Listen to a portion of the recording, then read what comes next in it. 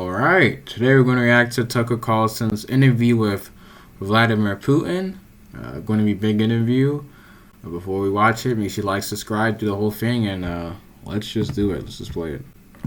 Do you think NATO is worried about this becoming a global war or a nuclear conflict?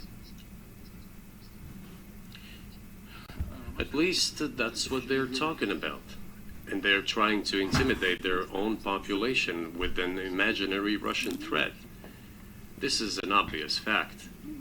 And thinking people, not Philistines, but thinking people, analysts, those who are engaged in real politics, just smart people, understand perfectly well that this is a fake.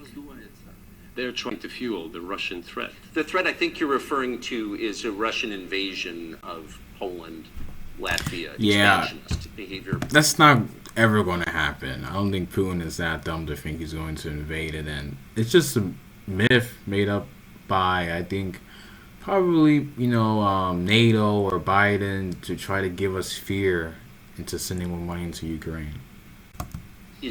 Can you imagine a scenario where you send Russian troops to Poland?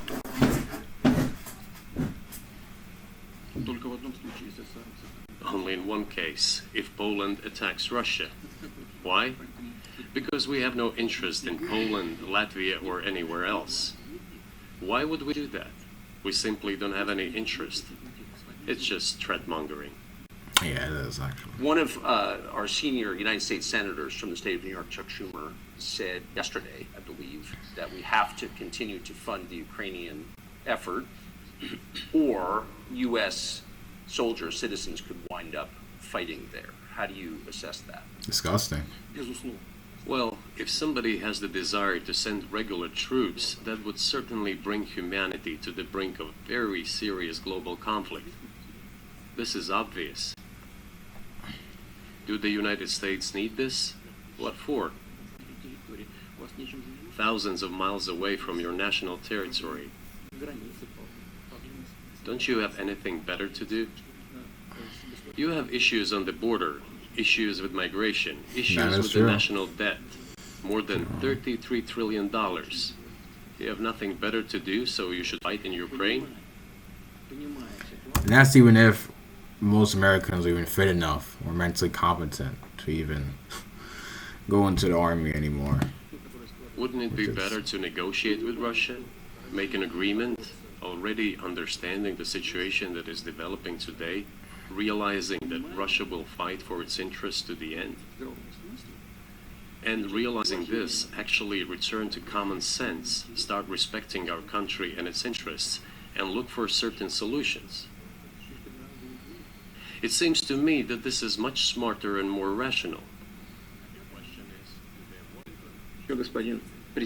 Further on, President of Ukraine issued a decree prohibiting negotiations with us. Let him cancel that decree, and that's it. We have never refused negotiations, indeed. We hear all the time, is Russia ready? Yes, we have not refused. It was them who publicly refused. Well, let him cancel his decree and enter into negotiations. We have never refused.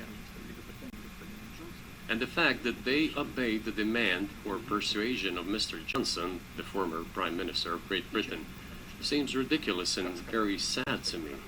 Because, as Mr. Arakamiya put it, we could have stopped those hostilities with war a year and a half ago already. Yeah. But the British persuaded us and we refused this. Where is Mr. Johnson now? And the war continues. So I just want to make sure I'm not misunderstanding what you're saying. I don't think that I am. I think you're saying you want a negotiated settlement to what's happening in Ukraine.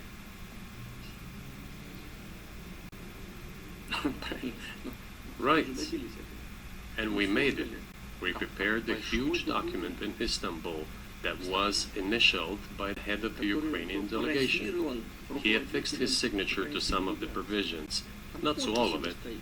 He put his signature and then he himself said, we were ready to sign it and the war would have been over long ago, 18 months ago. However, If that's true, then we would have saved a lot of money in America if the war would have ended 18 months ago, or whatever time period he's referring to. We would have been able to probably Mr. calm down the Johnson border. talked us out of it, and we missed that chance. Well, now let them think how to reverse the situation. We're not against it. It would be funny if it were not so sad. This endless mobilization in Ukraine, the hysteria, the domestic problems, sooner or later it will result in agreement.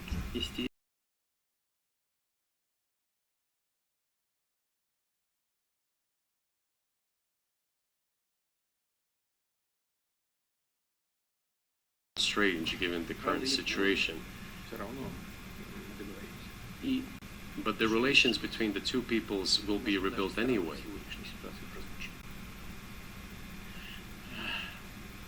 It will take a lot of time, but they will heal.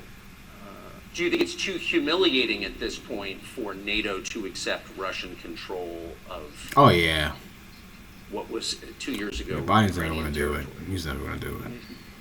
Up until now, there has been the uproar and screaming about inflicting a strategic defeat on Russia on the battlefield. Now they are apparently coming to realize that it is difficult to achieve, if possible at all. In my opinion, it is impossible by definition. It is never going to happen. It seems to me that now, those who are in power in the West... Alright, well, I'll end it here since I'm not going to watch the whole thing. But very good interview. Make sure you watch the whole thing. Don't just watch clips of it because a lot of news media will try to edit it and make a bad taste of Vladimir Putin's words or Tucker's words. But thank you for watching. Make sure you like, comment, subscribe, share the video, and I am out.